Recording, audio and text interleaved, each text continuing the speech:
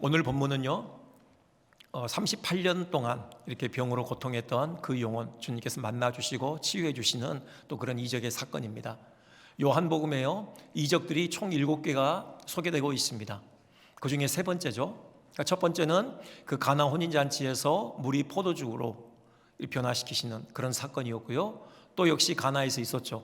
가버나움에 살고 있던 그 안티파스, 헤로드 안티파스의 신하의 아들의 그 병을 고쳐주신 그런 또 이적을 행하셨습니다. 그리고 오늘 세 번째 38년 된 이 병자를 고쳐주시는 사건, 이 기록되어져 있습니다. 이 본문을 보면서요 오늘 이 기적의 사건이 우리에게 어떤 의미로 다가오는지 우리 한번 그 의미를 생각해 보고자 합니다. 먼저요 첫 번째는 이 베데스다 연못에 찾아가시고요 또 38년 된 이 병자를 찾아주시는 예수님의 모습 우리 한번 생각해 보겠습니다. 베데스다 연못, 그곳이 어떤 곳입니까? 많은 사람들이 운집해 있었죠. 거기 행각들이 있었고요 5개의 행각이 있었습니다. 지붕이 있고 아마 전체적으로 사방이 뚫려 있는 어떤 그런 주랑들이었겠죠. 거기에 많은 사람들이 운집해 있었는데 그 사람들은 저마다 어떤 질고로 고통하는 자들이었죠. 육체의 질병을 가지고 있는 자들, 그리고 어떤 몸에 어떤 불구를 가지고 있는 분들이었습니다. 그분들이 다 하나같이 그렇게 모여 있었는데요 그 이유가 있었죠. 전설 때문입니다. 그 베데스다 연못이요 가끔 물이 움직여요. 근데 그들이 믿기를 천사가 내려와서 그 연못의 물을 이렇게 움직이는 거라 그렇게 믿었던 것이죠. 그리고요 사건이 일어난다고 생각을 했습니다. 그때 가장 먼저 그 연못에 들어가는 사람, 그 사람은 어떤 병이든지 고침을 받을 것이다, 이런 전설이 있었던 것이죠. 확인되었는지는 잘 모르겠어요. 이게요 성경에 기록은 돼 있지만 여러분 가로가 쳐져 있어요. 아마 여러분의 성경도 아마 그럴걸요. 그렇죠? 3절 뒷부분에 보면은 가로가 쳐져 있죠. 물의 움직임을 기다리니부터 해서 4절까지 낫게 되밀어라. 이게 의미하는 바는 그 초기 사본에는 이게 없다라는 겁니다. 그러니까 사본이 오래될수록 이제 그 권위가 더 있는 건데 오래된 사본에는 이 부분이 생략되어져 있다라는 거예요. 그래서 혹시 후기에 이렇게 후대에 삽입되어졌을 가능성도 있어요. 근데 그건 잘 몰라요. 어쨌든지 간에 그건 아무튼 전설이라는 겁니다. 그럼에도 불구하고 사람들이 거기 모여 있어요. 그들이 뭘 했겠습니까? 하루 종일 그 연못에 물만 쳐다보고 있었겠죠. 이제나 저제나 그 연못에 물이 움직이는 그 장면이 나타나기를 간절히 사모하면서 바라만 보고 있었을 것입니다. 사실 여기까지 오게 된 것, 그건 다들 나름대로 이유가 있어서죠. 그러니까는 이런저런 처방을 다 해봤겠죠.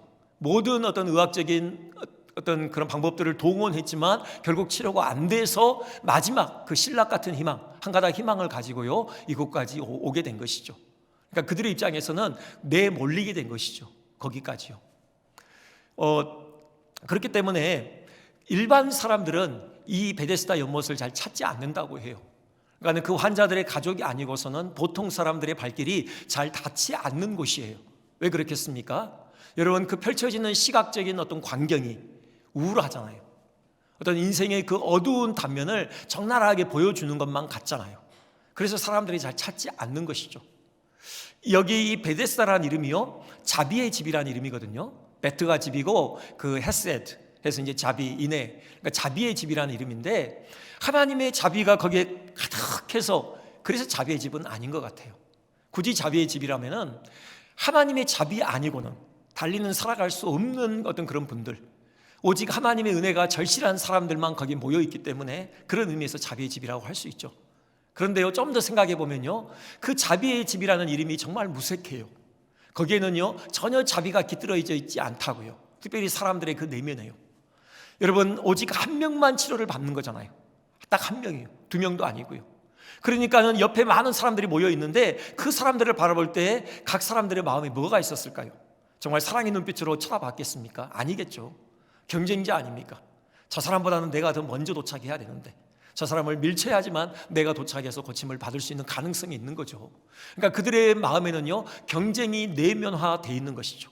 누구도요 우리 동시에 다 같이 손잡고 같이 들어가자 이런 생각하는 사람도 없다고요. 어쩌든지 이웃을 밀치고 내가 먼저 들어가려고 어떤 그 경쟁 심리가 가득한 그런 상황이 펼쳐지고 있었던 것이죠. 아무튼 인생의 그 어두운 단면을 그대로 드러내 보여주고 있었기 때문에 사람들은 거기 잘 찾지 않았을 것이에요. 어떤 목사님은요 후각적인 측면도 얘기를 하시더라고요. 여러분, 그 냄새라는 것이 우리의 참 그 삶에 지난 여운을 남기잖아요. 그렇죠? 여러분, 냄새 하면은 다 어떤 특정한 냄새에 대한 어떤 과거의 아련한 추억들이 있으시죠? 저도 그런 것 같아요. 그 가끔 그 김치찌개, 김치국 냄새가 나고요. 그 밥 뜸들일 때 그 고소한 냄새 있잖아요. 그 냄새를 맡을 때면은 어릴 적 한 장면이 이렇게 떠올라요. 친구들하고 놀다가 시골에서요, 저녁 때에 되면 이제 다들 집에 가잖아요. 저도 집에 가는데 그 집 너머로, 담 너머로 그 냄새가 이렇게 쭉 전해져 오거든요. 어머니가 밥을 짓는 거죠. 김치찌개에다가요. 그때 그 장면이 아련하게 떠올라요. 이런 어떤 후각은 우리의 어떤 삶에 지난 여운을 남기는데, 지금 거기에도 냄새가 있었을 거라는 거죠. 이 베데스다 연못에서도요. 그 전체적으로 풍기는 그 냄새, 과연 그 냄새가 좋은 냄새였을까요? 향기로운 냄새였을까요? 아니겠죠. 그 인생의 그 어두운 면을 적나라하게 반영하는 그런 쾌쾌한 그런 냄새였겠죠. 그래서 사람들이 더더군다나 그것을 찾지 않았을 거라고요. 그런데요, 예수님께서 그 베데스다 연못을 찾으신 거예요. 지금 예루살렘에 올라가시고 성전에 오르시기 전에 그 성전 근방에 있는 그 연못부터 예수님께서 찾으셨던 거죠. 그 이유가 뭐냐고요? 예수님의 관심이죠. 예수님은 그렇게 소외되고 연약하고 정말 하나님의 자비가 아니고서는 달리는 살아갈 길이 없는 그런 절박한 처지에 있는 사람들, 그들에게 예수님은 관심을 갖고 계셨던 것이죠. 그 냄새 얘기했는데요, 언젠가도 한번 말씀드린 적이 있는데, 그 냄새나는 예수라는 제목의 책이 있습니다.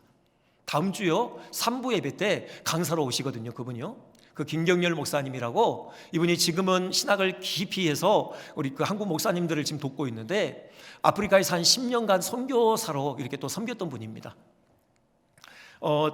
그분이 이제 쓴 책인데, 그분이 그 남아공에 가면요, 그 군데군데에 난민촌들이 있어요.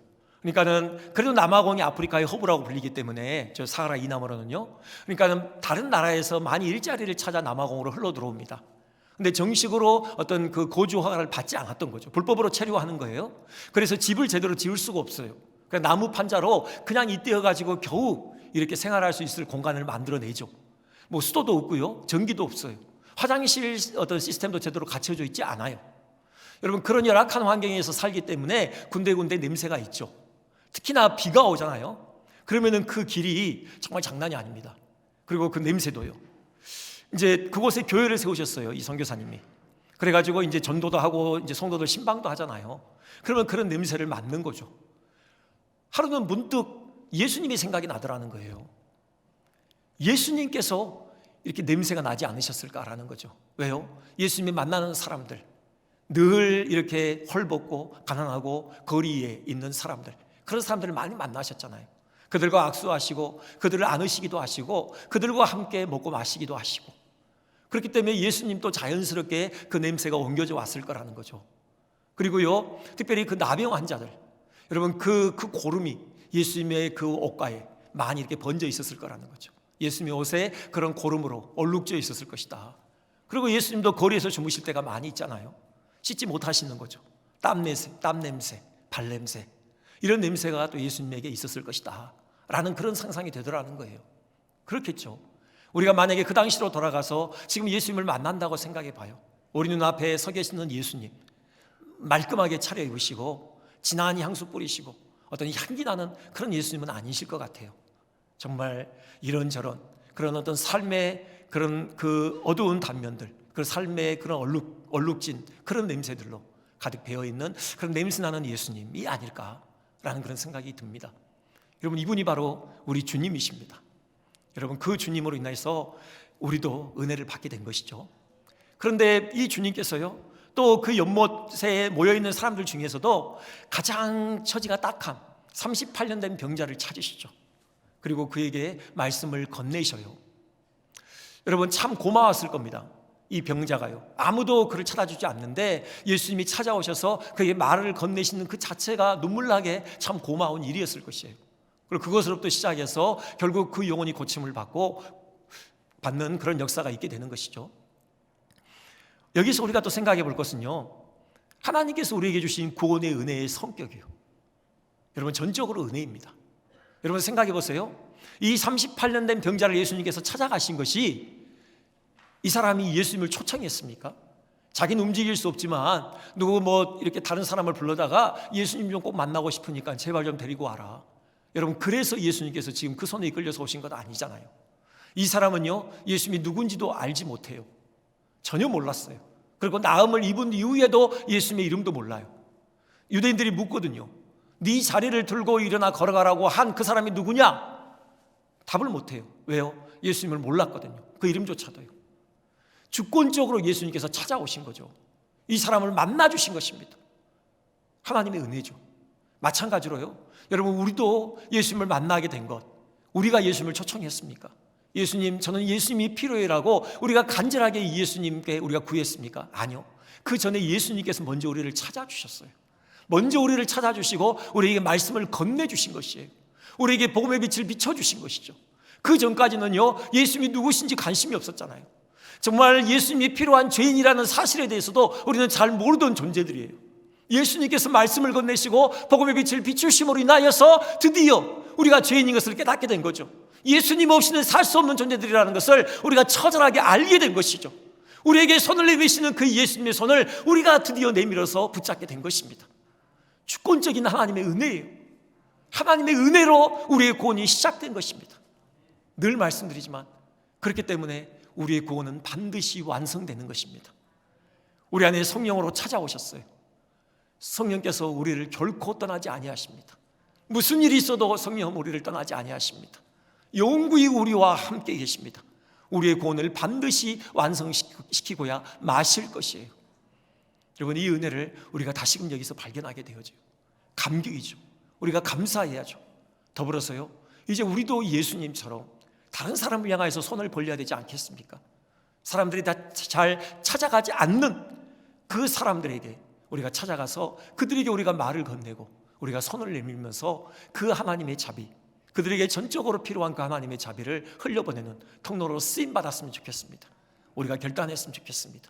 우리 눈을 열어서 우리가 좀 주변을 바라보고 우리 이웃들을 향하여 기꺼이 하나님의 자비가 흘러가는 통로로 쓰임받기 위해 손을 내미는 우리가 되기를 주님의 이름으로 축원드립니다. 두 번째로 생각할 것은요, 예수님께서 말을 건네시는데 뭐라고 말을 건네시죠? 한번 6절을 한번 보시겠습니까? 6절 우리 한번 다 같이 한번 봉독하겠습니다. 시작.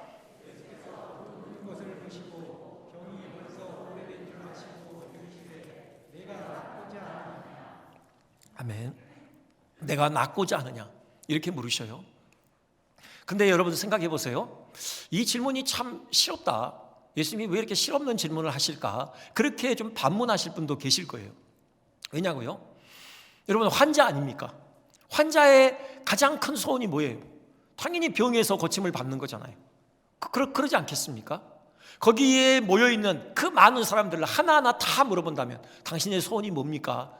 물론 이런저런 많은 소원을 얘기하겠지만, 하지만 그 근본 깊은 곳에 있는 소원은 병이 낫고 싶습니다. 내가 이 지긋지긋한 이 질고로부터 내가 좀 자유함을 얻고 싶습니다. 내 사랑하는 가족의 품으로 돌아가고 싶습니다. 좀 사람답게 살고 싶습니다. 여러분, 그런 소원들을 다 하나같이 얘기하지 않겠습니까? 그런데 지금 그 환자를 앞에 두고 네가 낫고자 하느냐, 이렇게 지금 예수님께서 물으셔요. 참 실없다라는 그런 의문이 들 수도 있는데요, 아닙니다. 여러분, 아까 그 본문 다시 한번 좀 띄워주세요. 거기 보면 그렇게 되어 있죠. 5절에요 6절에요 그 누운 것을 보시고 병이 벌써 오래된 줄 아시고 그랬습니다. 예수님께서 그 병자를 보신 거예요. 그리고 그 사정을 속속들이 예수님이 캐치해 내신 것이죠. 꿰뚫어 보신 것입니다. 그리고 정말 그에게 필요한 것이 무엇인지 예수님께서 바로 이렇게 잡아내신 것이죠. 그걸 지금 물으시는 거예요. 이 사람에게 정말 필요한 것이 뭐냐? 소망이었어요. 낫고자 하는 의지였던 것입니다. 절망으로 가득해요. 한 줄기 그 소망의 빛도 비추이지 않는 그 절망의 그 깊은 어둠의 그 터널 한가운데 쓰러져 있는 그 영혼을 보신 거예요. 여러분, 그렇지 않겠습니까? 1, 2년이 아니잖아요. 10년, 20년이 아니라고요. 자그마치 38년 동안 투병 생활을 하고 있었습니다. 이 사람이 안 해본 거 없을 것입니다. 안 만나본 사람이 없을 거예요. 모든 걸 다 해봤을 것입니다. 이 기간 동안에 있는 돈 없는 돈 다 끌어모아서 이미 다 탕진했을 것이고요. 마음은 지칠 대로 지쳤겠죠. 시간이 갈수록 몸이 호전되기는커녕 점점 병세가 악화돼 가는 것입니다. 이제는 수족도 제대로 이렇게 가눌 수 없는, 정말 그렇게 철저하게 누워 있어야만 하는 그런 신세가 되고 만 것이죠. 이 사람 나이가 얼마일까? 여러분 얼마라고 생각이 되십니까? 38년이 지났어요. 병이 든 이후에. 저는 한 60 정도 되지 않았을까? 왜냐하면요, 이 사람이 나은 이후에 예수님께서 성전에서 이 사람을 만나십니다. 그리고 말씀하시는 게 있는데 그렇게 말씀하시죠. 네게 더 심한 것이 생기지 않도록 다시는 죄를 범치 말라. 예수님 그렇게 권면하셔요. 네게 더 심한 것이 생기지 않도록 다시는 죄를 범치 말라. 무슨 말씀입니까? 그 병이 무엇으로부터 왔다는 얘기예요? 죄로부터 왔다는 얘기예요. 물론 모든 병이 다 그렇다는 얘기 결코 아닙니다.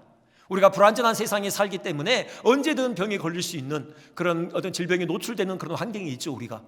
하지만 이 사람에게만큼은 그 병이 그가 지은 죄로부터 왔다라는 그런 말씀이에요. 언제 죄를 지었을까요? 당연히 청년 때쯤 아니겠습니까? 방탕한 생활을 했겠죠. 그 방탕하게 살다가 결국은 그렇게 쓰러지고 말았던 것이겠죠.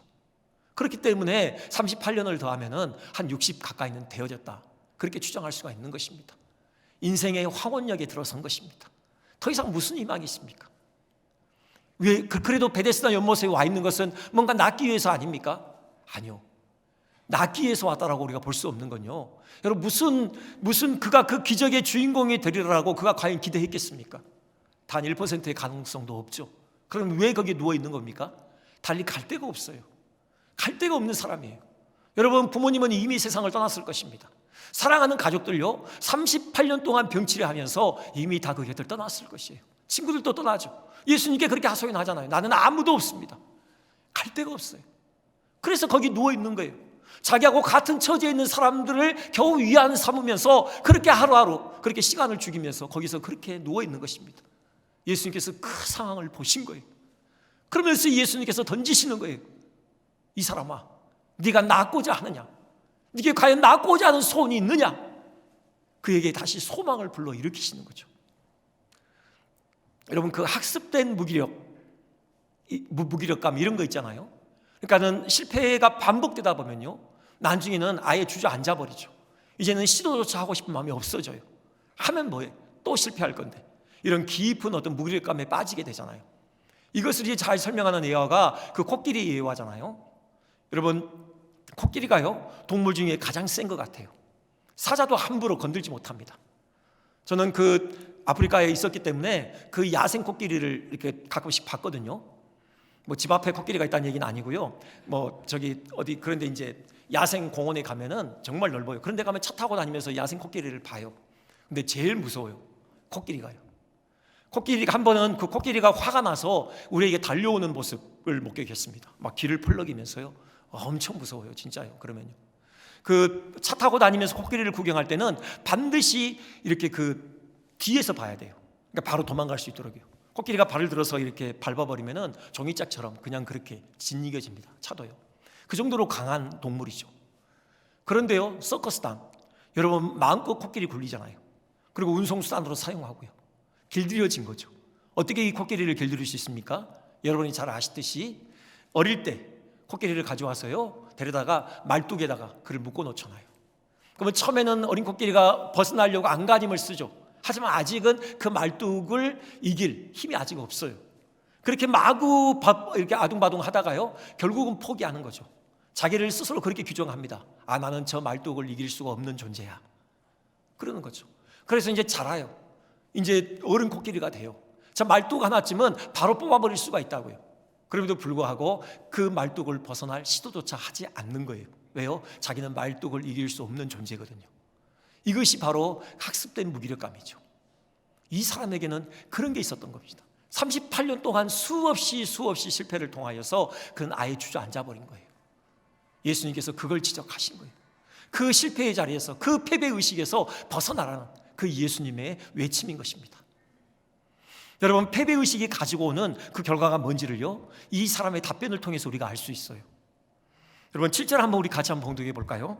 자, 시작. 병자가 대답하되 주여 우리 움직일 때에 나를 못에 넣어주는 사람이 없어 내가 가는 동안에 다른 사람이 먼저 내려가나이다. 아멘. 여러분 뭐 이게 지금 희망적으로 들리십니까? 아니면 절망적으로 들리십니까? 전 적어도요 절망적으로 들려요. 그 지금 정말 이 사람이 낫고자 하는 의지가 있다. 그러면 그렇게 대답하면 돼요. 네 주님, 낫고 싶습니다. 네 주님, 낫고 싶습니다. 그렇게 대답하면 간단해요. 근데 뭐라고 해요? 구절이 뭘 늘어나요? 자기가 나을 수 없는 이유에 대해서 지금 늘어놓고 있는 거예요. 제가 왜 나을 수 없는 줄 아십니까? 세상이 몰인정하기 때문입니다. 아무도 나를 도와주지 않기 때문입니다. 다 자기만 아는 세상이기 때문에 나는 나을 수가 없다고요. 자기가 나을 수 없는 이유에 대해서 지금 구절이 늘어놓고 있는 거예요. 여러분, 그 몰인정한 세상에 대한 그 원망이 섞여 있죠. 그런 불만이 섞여 있습니다.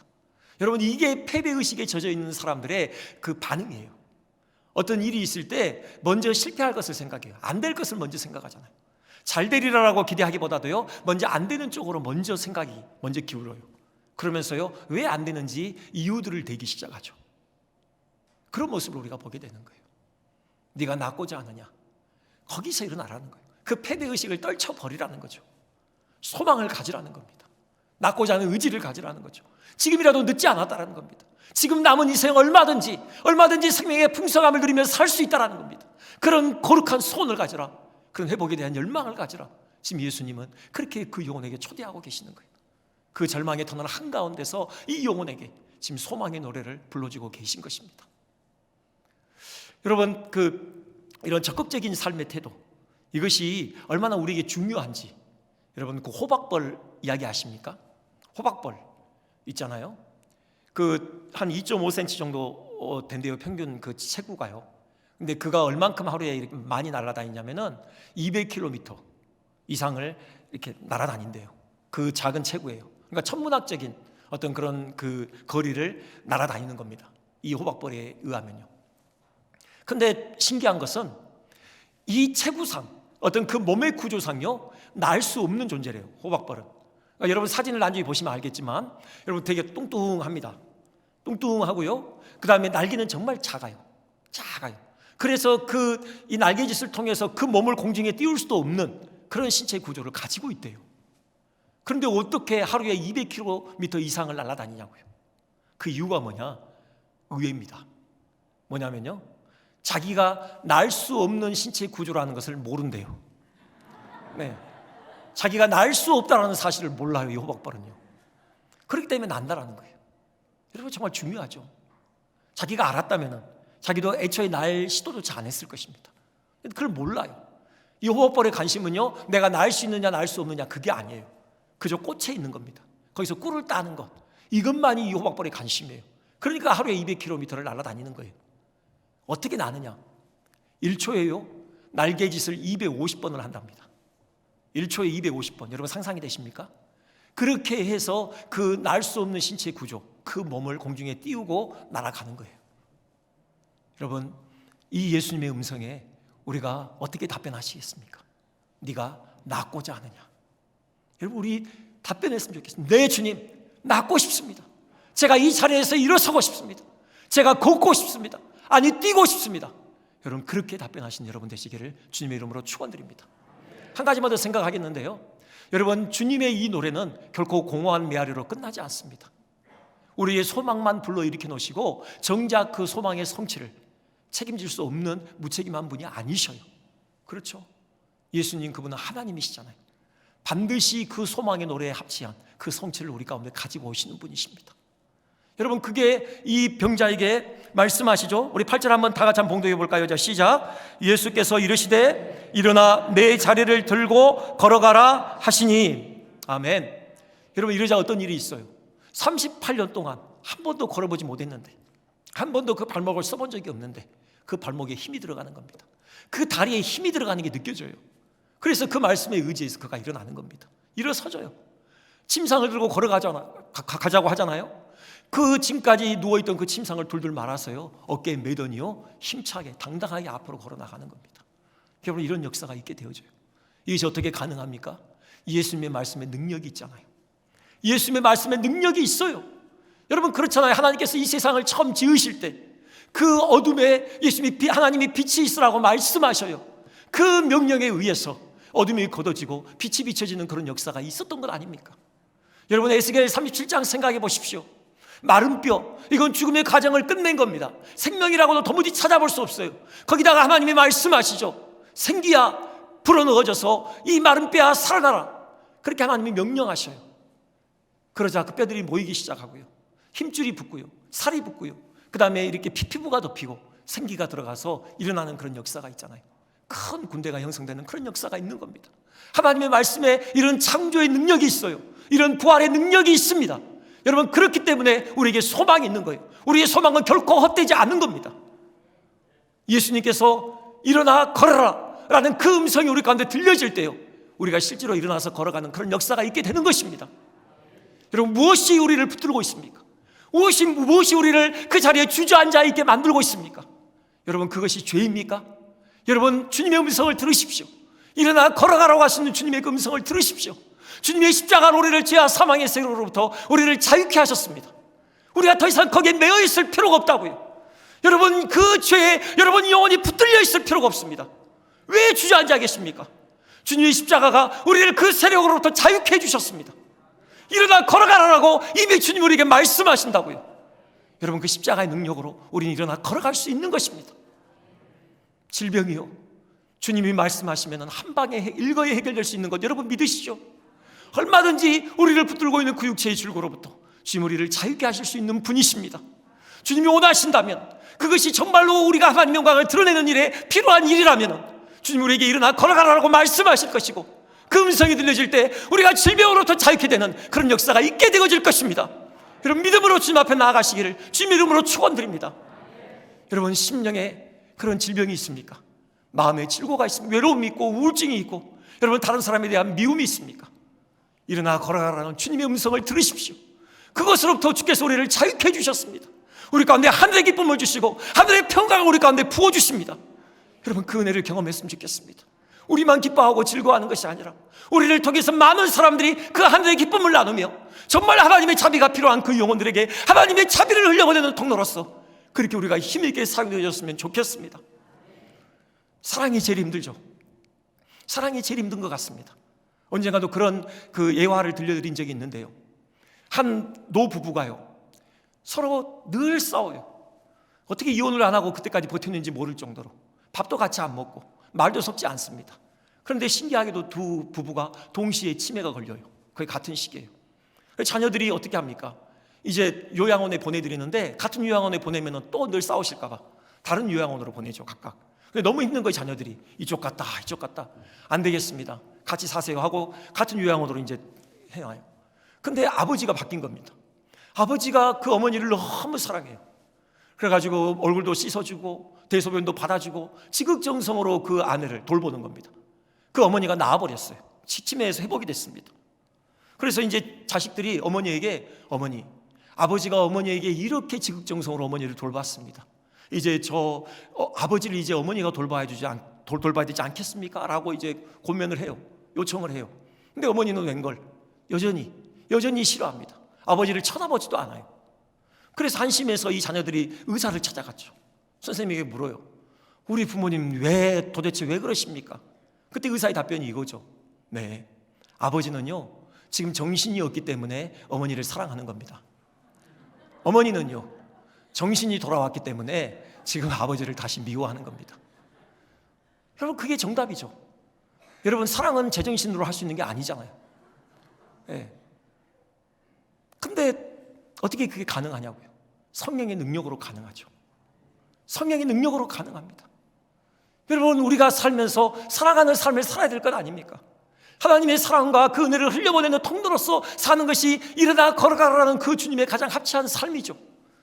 그렇게 하기 위해서 주님께서 우리를 구원해 주셨잖아요.